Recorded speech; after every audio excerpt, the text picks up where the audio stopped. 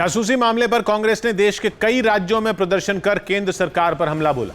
इस प्रदर्शन की कुछ तस्वीरें यूपी की राजधानी लखनऊ से भी सामने आई, जहां कांग्रेस के कुछ नेताओं और कार्यकर्ताओं ने राजभवन तक मार्च निकालने की कोशिश की, लेकिन बीच रास्ते में ही पुलिस ने उन्हें रोक दिया। इस बात पर प्रदर्शनकारी भड़क गए। उन्होंने आगे बढ़ने के लिए पूरा जोर लगाया तो पुलिस उन्हें हिरासत में लेने लगी। किसी को पकड़कर पुलिस की गाड़ी तक ले जाया गया तो किसी को उठाकर। लाख कोशिश के बावजूद कोई भी पुलिस के घेरे को पार नहीं कर पाया। यहाँ पूरी जो स्थिति है वो आगे बढ़ने की कोशिश कर रहे हैं, लेकिन उन्हें आगे नहीं जाने दिया जा रहा है। कांग्रेस के कार्यकर्ताओं के साथ एमएलसी दीपक सिंह और पार्टी नेता नसीमुद्दीन सिद्दीकी को भी पुलिस की सख्ती का सामना करना पड़ा। ये लोग इस प्रदर्शन की अगुवाई कर रहे थे। हालांकि हिरासत में लेने के बावजूद कुछ कार्यकर्ता पुलिस की गाड़ी की खिड़कियों से बाहर निकलकर नारेबाजी करते रहे। इससे पहले हाथों में पोस्टर लिए प्रदर्शनकारी लखनऊ के एक चौराहे पर जमा हो गए, जबकि कांग्रेस के प्रदेश अध्यक्ष अजय कुमार लल्लू को इस प्रदर्शन में शामिल होने से पहले ही नजरबंद कर दिया गया। लेकिन इसके बावजूद जब उन्होंने अपने समर्थकों के साथ लखनऊ की सड़क पर उतरने की कोशिश की तो पुलिस ने उन्हें गिरफ्तार कर लिया। प्रदर्शन की इजाजत न होने का हवाला देकर पुलिस अजय कुमार लल्लू और उनके समर्थकों को पकड़कर अपने साथ थाने ले गई।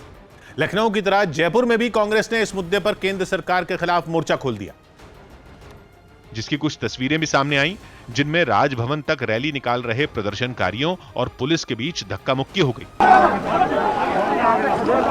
कांग्रेस के कार्यकर्ताओं ने वहां लगे बैरिकेड को तोड़ने की कोशिश की तो पुलिस उन्हें हटाने लगी, जिसके बाद वहां हंगामा शुरू हो गया। जासूसी मामले को लेकर कांग्रेस आज जयपुर के अंदर विरोध प्रदर्शन कर रही है। पुलिस की सख्ती के बावजूद प्रदर्शनकारी डटे रहे। उन्होंने बैनर और पोस्टरों के जरिए जासूसी मामले पर केंद्र सरकार के खिलाफ एक रैली भी निकाली, जो शहर के कई इलाकों से होकर गुजरी। वहीं इस मामले पर हो रहे सियासी हंगामे के बीच बीजेपी ने विपक्ष पर पलटवार करते हुए इन आरोपों को सिरे से खारिज कर दिया। कांग्रेस और टीएमसी लगातार इस तरीके के झूठे नैरेटिव बनाने में कामयाब हो रही है। सौभाग्य की एक बात है कि इजराइल की कंपनी एनएसओ के बनाए स्पाईवेयर यानी मोबाइल फोन के जरिए जासूसी करने वाले सॉफ्टवेयर पेगासस का इस्तेमाल करने का दावा इंटरनेशनल मीडिया के एक समूह ने किया था, जिसमें भारत के जिन 300 लोगों के फोन टैप करने का दावा किया गया उनमें कांग्रेस नेता राहुल गांधी का भी नाम बताया गया। इसलिए कांग्रेस ने आसमान सिर पर उठा लिया, जबकि सरकार संसद तक में बयान दे चुकी है कि जासूसी करने का आरोप सिर्फ कुछ लोगों की कल्पना भर है, जिसका सच्चाई से दूर दूर तक नाता नहीं है। मध्य प्रदेश की एक बीएसपी विधायक के पति की जमानत रद्द करते हुए सुप्रीम कोर्ट ने सख्त टिप्पणी की। न्यूज 18 के एहतशाम खान की रिपोर्ट है कि दमोह की पथरिया विधानसभा सीट से बीएसपी विधायक रामबाई के पति गोविंद सिंह की जमानत कोर्ट ने रद्द कर दी। इसके साथ ही सबसे बड़ी अदालत ने सख्त लहजे में कहा कि देश में ताकतवर लोगों के लिए अलग कानून नहीं होगा। कोर्ट ने हत्याकांड के आरोपी गोविंद सिंह को जबलपुर हाई कोर्ट से मिली जमानत पर भी हैरानी जताई, जबकि सेशंस कोर्ट ने कांग्रेस नेता देवेंद्र चौरसिया की हत्या के मामले में उनकी जमानत याचिका खारिज कर दी थी। खबर है कि सेशंस कोर्ट के जज ने जमानत याचिका खारिज करने के बाद खुद की सुरक्षा पर चिंता जताई थी, जिस पर सुप्रीम कोर्ट ने पूरे मामले की जांच के निर्देश दिए और जांच में यह पता लगाने को कहा कि जज को किससे अपनी जान का डर था और क्यों। उत्तर प्रदेश के प्रतापगढ़ से चौंकाने वाला वीडियो सामने आया। वहां कुछ लोगों ने दूसरे पक्ष के घर पर बम से हमला कर दिया, जिसमें एक की मौत हो गई। बताया गया कि दोनों गुटों के बीच ब्लॉक प्रमुख के चुनाव को लेकर रंजिश थी, जिसकी वजह से एक गुट के लोगों ने दूसरी तरफ के लोगों पर हमला कर दिया। सामने आए वीडियो में एक आदमी हाथ में बम लेकर एक घर की तरफ फेंकता दिखाई दिया। उसके बम फेंकते ही वहां जोरदार धमाका हो गया। बम बम बम बम बमबाजी कर रहे हैं यहाँ पे। हमलावरों ने एक के बाद एक कई बम फेंके। सरेआम बमबाजी से वहां दहशत फैल गई। लोग जान बचाने के लिए भागने लगे। बमबाजी और फायरिंग की खबर मिलने के बाद पुलिस भी वहां पहुंची। तनाव बढ़ता देख बड़ी तादाद में पुलिस वालों को वहां तैनात कर दिया गया। बाद में वीडियो के आधार पर पुलिस ने आरोपियों पर हत्या और कई दूसरी धाराओं में मुकदमा दर्ज कर लिया। सौभाग्य की एक बात यह कि यूपी का प्रतापगढ़ जिला जातिवाद की राजनीति का गढ़ रहा है, जिसका रंग ब्लॉक प्रमुख चुनाव की रंजिश में हुई इस हिंसा के बाद भी चढ़ता दिखा तो गांव में भारी तादाद में पुलिस तैनात करनी पड़ी, क्योंकि हत्या के मामले में आरोपी बनाए गए पूर्व ब्लॉक प्रमुख विनोद दुबे का आपराधिक इतिहास भी है। उत्तराखंड के धारचूला से एक दिल दहला देने वाला वीडियो सामने आया। वहां पहाड़ खिसकने से हड़कंप मच गया। पिछले कुछ दिनों से राज्य के कई इलाकों में भारी बारिश हो रही, जिसकी वजह से वहां की पहाड़ियां कमजोर पड़ गई हैं। धारचूला में ऐसा ही हुआ। वहां से सामने आई तस्वीरों में पहाड़ का बड़ा हिस्सा टूटकर सड़क पर गिरता नजर आया।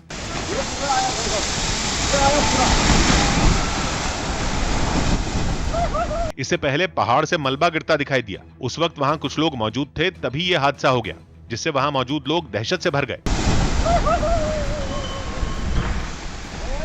हालांकि पहाड़ खिसकने से पहले ही वहां ट्रैफिक बंद कर दिया गया था, जिससे कोई बड़ा नुकसान नहीं हुआ, लेकिन सड़क पर मलबा गिरने से वो रास्ता पूरी तरह बंद हो गया। सौभाग्य की एक बात है कि उत्तराखंड का पूरा पहाड़ी इलाका बारिश में जमीन खिसकने की वजह से खतरनाक हो चुका है, क्योंकि वहां सड़कें, मकान, दुकान, होटल और हाइड्रो पावर प्रोजेक्ट बनाने की वजह से पहाड़ जड़ से चोटी तक हिले हुए हैं, जिनकी फौरन मरम्मत नहीं हो सकती। लिहाजा 8 साल पहले की पिथौरागढ़ के 1 दर्जन से ज्यादा गांवों को कहीं और बसाने की सिफारिश की गई, लेकिन ये काम अब तक नहीं हो पाया और अब हर बारिश के बाद वहां के लोगों पर पहाड़ का मलबा आफत बनकर ही गिर रहा है। उत्तराखंड के हल्द्वानी से एक रोंगटे खड़े करने वाला वीडियो सामने आया। वहां एक मोटरसाइकिल सवार नाले के तेज बहाव में फंस गया। लगातार भारी बारिश की वजह से वो नाला उफान पर आ गया और जैसे ही उस मोटरसाइकिल सवार ने नाले को पार करने की कोशिश की, वो बहाव के साथ नीचे चला गया। उस पहाड़ी नाले में पानी का बहाव काफी तेज था, लेकिन कुछ लोगों ने जोखिम उठाते हुए अपनी गाड़ियां सैलाब में उतार दी और किसी तरह दूसरी तरफ भी निकल गए। उनकी देखा देखी वो मोटरसाइकिल सवार भी पानी में उतर गया, लेकिन तेज बहाव में उसका संतुलन बिगड़ गया और वो सड़क से नीचे नाले में गिर पड़ा। उसकी जान को खतरे में देख आसपास मौजूद लोग उसकी मदद के लिए आगे बढ़े। इन लोगों ने एक दूसरे का हाथ थामकर कतार बना ली और फिर एक रस्सी की मदद से उस आदमी को ऊपर खींच लिया। हालांकि इस हादसे के बावजूद कई लोग अपनी जान खतरे में डालकर वहां से गुजरते दिखाई दिए। सौभाग्य की एक बात है कि हम लोग गजब के लोग हैं, जो ये जानते हुए भी पहाड़ी नदी नालों के बीच घुस जाते हैं कि पहाड़ी ढलान से आने वाले पानी की धार में भारी भरकम ट्रक तक बह जाता है। तो फिर हमारी मोटरसाइकिल या स्कूटी की क्या बिसात है? प्रधानमंत्री नरेंद्र मोदी की अध्यक्षता में हुई कैबिनेट की बैठक में केंद्र शासित प्रदेश लद्दाख के विकास के लिए कई अहम फैसले लिए गए। न्यूज़ 18 के विक्रांत यादव की रिपोर्ट है कि कैबिनेट की बैठक में लद्दाख में सेंट्रल यूनिवर्सिटी बनाए जाने का बड़ा फैसला लिया गया और 750 करोड़ रुपए की लागत से बनने वाली इस यूनिवर्सिटी का मकसद लद्दाख के छात्रों को उच्च शिक्षा के अवसर देना बताया गया। इसके अलावा लद्दाख में 25 करोड़ रुपए की लागत से इंटीग्रेटेड मल्टी कोऑपरेशन का गठन किया जाएगा, जिससे विकास के कामों में तेजी लाई जा सके। साथ ही स्टील के क्षेत्र में मैन्युफैक्चरिंग को बढ़ावा देने के लिए करीब 6000 करोड़ रुपए की PLI स्कीम यानी प्रोडक्शन लिंक्ड इंसेंटिव स्कीम लाई जाएगी, जिसका मकसद न केवल मेक इन इंडिया को बढ़ावा देना है, बल्कि स्टील के क्षेत्र में आत्मनिर्भर बनना भी है। बताया गया कि लद्दाख में बनने वाली सेंट्रल यूनिवर्सिटी के पहले चरण का काम अगले 4 साल में पूरा हो जाएगा। पाकिस्तान CPEC यानी चाइना पाकिस्तान इकोनॉमिक कॉरिडोर बनाने के काम में जुटे चीन के कर्मचारियों की सुरक्षा नहीं कर पा रहा है। न्यूज़ 18 के संदीप बोल की रिपोर्ट है कि CPEC में काम कर रहे चीनी कर्मचारी अपने हथियार लेकर काम करने को मजबूर है। वहां से सामने आई कुछ तस्वीरों में चीन के कर्मचारी हाथों में AK-47 और दूसरे हथियार लेकर काम करते दिखाई दिए। कुछ दिन पहले ही वहां खैबर पख्तूनख्वा में एक बांध के काम पर जुटे चीनी कर्मचारियों की बस को धमाके से उड़ा दिया गया था, जिसमें चीन के 9 कर्मचारियों समेत 13 लोगों की मौत हो गई थी। इसके बाद से ही वहां काम कर रहे चीन के कर्मचारी अपनी सुरक्षा के लिए डरे हुए हैं। हालांकि पाकिस्तान ने CPEC की सुरक्षा के लिए एक स्पेशल सिक्योरिटी डिवीजन बना रखी है, लेकिन वो अब तक इन हमलों को रोकने में पूरी तरह नाकाम साबित हुई। मध्य प्रदेश के विदिशा से डराने वाली तस्वीरें सामने आई। वहां भारी बारिश और बाढ़ में कई घर बह गए। तबाही की ये तस्वीरें कई इलाकों में देखने को मिली, जहां मिट्टी से बना एक घर देखते ही देखते बाढ़ के पानी में समा गया। भारी बारिश के बाद वो इलाका पूरी तरह पानी में डूबा नजर आया। वहीं एक पुल के ऊपर पानी का बहाव इतना तेज दिखा कि किसी ने भी पुल को पार करने का खतरा मोल नहीं लिया। एक दूसरे इलाके से सामने आई तस्वीर में चारों तरफ पानी ही पानी दिखाई दिया। इस बाढ़ में सड़कों का नामो निशान तक मिट गया। कई गाड़ियां भी पानी में डूब गईं, लेकिन भारी तबाही मचाने के बावजूद बारिश ने रुकने का नाम नहीं लिया। आसमान से बरसती आफत के बीच कुछ लोग घुटने तक पानी में पैदल चलते दिखाई दिए। वहां कई झोपड़ियों की तो सिर्फ छतें ही नजर आ रही थी। सौभाग्य की एक बात है कि विदिशा जिला विंध्याचल की पहाड़ियों से घिरा है, जहां सर्दी के मौसम में भी तेज बारिश हो जाए तो नदी नाले उफान मारने लगते हैं, जबकि ये तो बारिश का मौसम है। और एक दिन पहले विदिशा में जो मूसलाधार बारिश हुई, उसके बाद वहां नरेन नाम की छोटी सी नदी में इतना पानी आ गया कि विदिशा को भोपाल से जोड़ने वाली सड़क भी बाढ़ में डूब गई। शिल्पा शेट्टी के पति राज कुंद्रा पर मुंबई पुलिस का शिकंजा और कसता दिख रहा है। न्यूज़ 18 के आशीष सिंह की रिपोर्ट है कि क्राइम ब्रांच को इंटरनेशनल पॉर्न किंगपिन यश ठाकुर के साथ राज कुंद्रा के कारोबारी रिश्तों की जानकारी मिली है और यह पता चला है कि राज कुंद्रा का करीबी उमेश कामत यश ठाकुर और राज कुंद्रा के बीच कड़ी का काम करता था। सूत्रों के मुताबिक जो वीडियो राज कुंद्रा की कंपनी बनवाती थी वो राज कुंद्रा की कंपनी मियान इंडस्ट्रीज लिमिटेड के दफ्तर से लंदन तो भेजे ही जाती थी। इसके अलावा राज की दूसरी कंपनी जेल स्ट्रीम इंडिया प्राइवेट लिमिटेड के दफ्तर से सिंगापुर भी भेजी जाती थी। सिंगापुर में यश ठाकुर की कंपनी उन वीडियो को अपने ऐप और अलग अलग प्लेटफॉर्म पर पहुंचाती थी और उनसे होने वाली कमाई में राज कुंद्रा को रॉयल्टी मिलती थी। यानी दावा यह किया जा रहा है कि इंटरनेशनल पॉर्न इंडस्ट्री से भी राज कुंद्रा रॉयल्टी के जरिए पैसे कमा रहे थे। इस बीच क्राइम ब्रांच के सूत्रों के मुताबिक उमेश कामत के बनवाए हुए 70 वीडियो बरामद हुए हैं और पूछताछ में राज कुंद्रा की कंपनी के आईटी हेड रायन थॉप ने उसकी भूमिका की जानकारी पुलिस को दी। दावा किया जा रहा है कि उसने अधिकारियों को यह बताया कि उसका काम केवल राज कुंद्रा और बाकी लोगों को तकनीक का एहतियात से इस्तेमाल करने की जानकारी देना था ताकि किसी लापरवाही की वजह से उन पर कानूनी शिकंजा न कस पाए। उत्तर प्रदेश के कानपुर से रोंगटे खड़े कर देने वाला एक वीडियो सामने आया। वहां कानपुर दिल्ली नेशनल हाईवे पर एक कार तेज रफ्तार में होने की वजह से डिवाइडर से जा टकराई। बताया गया कि आगे चल रही गाड़ी को ओवरटेक करने के चक्कर में यह हादसा हुआ। जिसका वीडियो भी सामने आया उसमें साफ दिखा कि तेज रफ्तार कार का संतुलन बिगड़ा और वो सड़क किनारे खड़ी सामान ढोने वाली एक गाड़ी से भिड़ गई। कार की रफ्तार इतनी तेज थी कि सड़क किनारे खड़ी वो गाड़ी टक्कर के बाद पलट गई, लेकिन जिस कार से भिड़ंत हुई वो वहीं नहीं रुकी। वो उस गाड़ी से टकराने के बाद डिवाइडर से जा भिड़ी। ये तो गनीमत रही कि पीछे से आ रही एक दूसरी कार के ड्राइवर ने पहले ही ब्रेक लगा दिए। इस हादसे के फौरन बाद लोग वहां जुट गए और पुलिस की टीम ने भी वहां पहुंचने में देर नहीं लगाई। कुछ पुलिस वाले ट्रैफिक व्यवस्था को संभालने लगे तो कुछ ने दोनों गाड़ियों के जख्मी ड्राइवर को वहां से अस्पताल भेजा। सौ बात की एक बात है कि गाड़ी चलाने के मामले में हम लोग मनमानी और पागलपन की सारी हद पार कर चुके हैं, क्योंकि हमें एक्सीलरेटर दबाकर गाड़ी की स्पीड बढ़ाने और दाएं बाएं देखे बिना टर्न मारने के अलावा कुछ नहीं आता, जिससे हम अपनी और दूसरों की जान दांव पर लगा देते हैं, जिसमें किसी एक की गलती ढूंढना भी मुश्किल है, क्योंकि पूरे कुएं में भांग पड़ी है।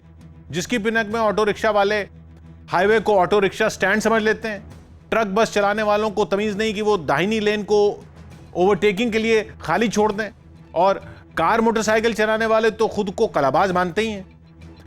एक विदेशी पत्रकार ने यह दावा किया कि एमनेस्टी इंटरनेशनल ने इस जासूसी के आरोपों को गलत बताया है। आरोप है कि मानवाधिकार संगठन के तौर पर जाने जाने वाला एमनेस्टी इंटरनेशनल ही जासूसी मामले से जुड़ी रिपोर्ट सामने लाया। न्यूज 18 के अमिताभ सिन्हा की रिपोर्ट है कि विदेशी पत्रकार का दावा है कि एमनेस्टी इंटरनेशनल इस बात से इनकार कर रहा है कि उसने जिन लोगों के नाम की लिस्ट जारी की उनकी जासूसी हुई।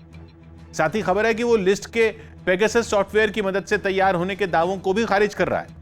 यानी कि विदेश के एक पत्रकार के दावे ने जासूसी मामले में नया मोड़ ला दिया, क्योंकि अगर यह सच हुआ तो इजराइल की पेगासस सॉफ्टवेयर के जरिए भारत में लोगों की जासूसी हुई या नहीं हुई ये नहीं कहा जा सकता, क्योंकि वो दावा यह किया जा रहा है कि एमनेस्टी का कहना है कि ये वो लोग थे, ये लिस्ट उनकी है जो जिनकी जासूसी करने का प्रपोजल था या उनको टारगेट किया जा सकता था या उनमें इंटरेस्ट हो सकता था उस सॉफ्टवेयर के क्लाइंट्स का। एक डिजिटल प्लेटफॉर्म ने भारत के कई पत्रकारों और विपक्ष के नेताओं की जासूसी कराए जाने का आरोप लगाया था और दावा किया था कि 2019 के लोकसभा चुनाव में इजरायली जासूसी सॉफ्टवेयर पेगासस के जरिए लोगों के फोन टैप किए गए, जिसके बाद संसद में केंद्र सरकार ने इन आरोपों को बेबुनियाद बताया था।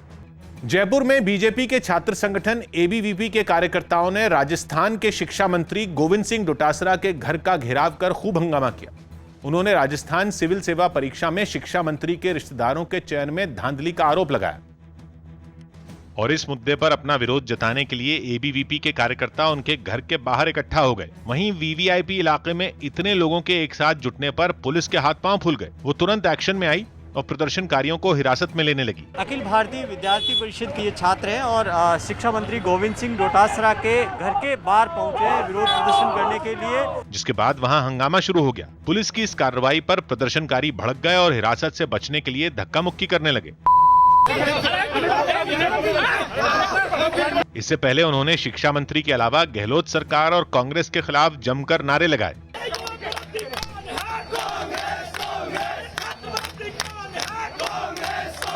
बाद में पुलिस कुछ कार्यकर्ताओं को पकड़कर थाने ले गई, तब जाकर वहां हंगामा शांत हुआ। बात की एक बात यह कि राजस्थान में डिप्टी कलेक्टर और डिप्टी एसपी के पद पर नौकरी इसी परीक्षा के आधार पर मिलती है जिसके इंटरव्यू में अच्छे नंबर दिलाने के नाम पर घूसखोरी के आरोप लगे थे, जिसमें राजस्थान लोक सेवा आयोग की सदस्य के पति को नोटिस जारी किया गया। और अब शिक्षा मंत्री की बहू की बहन और भाई को इंटरव्यू में 100 में 80 नंबर मिले तो आरएसएस के छात्र संगठन एबीवीपी ने हंगामा कर दिया, क्योंकि इस परीक्षा की टॉपर को भी इंटरव्यू में इतने नंबर नहीं मिले थे। जबकि शिक्षा मंत्री का दावा है कि नंबर योग्यता के आधार पर मिले हैं और उनकी बहू को भी 5 साल पहले 80 नंबर मिले थे, जब राज्य में बीजेपी की सरकार थी। नक्सलियों के खिलाफ सीआरपीएफ और छत्तीसगढ़ पुलिस का दंतेवाड़ा में ऑपरेशन मानसून जारी है। हर साल मानसून में 4 महीने तक सुरक्षा बल का सर्च ऑपरेशन बंद रहता है, जिसका फायदा नक्सली उठाते हैं और गांव के नौजवानों को जबरदस्ती अपने संगठन में शामिल कर लेते हैं। लेकिन इस बार सुरक्षा बल के जवानों ने ठान लिया कि नक्सलियों का विस्तार नहीं होने देंगे। इसलिए वो दंडकारण्य के जंगलों में ऐसे तैनात दिखे कि नक्सलियों को गांवों की तरफ बढ़ने से पहले 10 बार सोचना पड़े। अपनी जान को दांव पर लगाकर जवान नदी के गहरे पानी और घने जंगल में मुस्तैद हैं। पुलिस लगातार ऑपरेशन चला रही है, जिससे कि ग्रामीणों में सुरक्षा भाव आ रहा है। नक्सलियों के खिलाफ चलाए जा रहे इस ऑपरेशन के तहत जवानों की एक टुकड़ी 3 दिन तक जंगल में रहने के बाद कैंप में वापस तब आती है जब दूसरी टुकड़ी जंगल में पहुंच जाती है। लेकिन उससे पहले वहां रहने के लिए इन जवानों को हर तरह के हालात से लड़ने की ट्रेनिंग दी जाती है।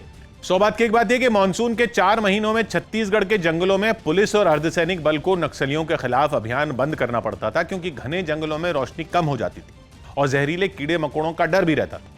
लेकिन 3 साल पहले तब के गृह मंत्री राजनाथ सिंह ने मानसून में भी अभियान जारी रखने का ऐलान किया, जिसमें नक्सलियों के ठिकानों के साथ उन लोगों पर भी नजर है जो बारिश में नक्सलियों तक राशन और जरूरी सामान सप्लाई करते हैं।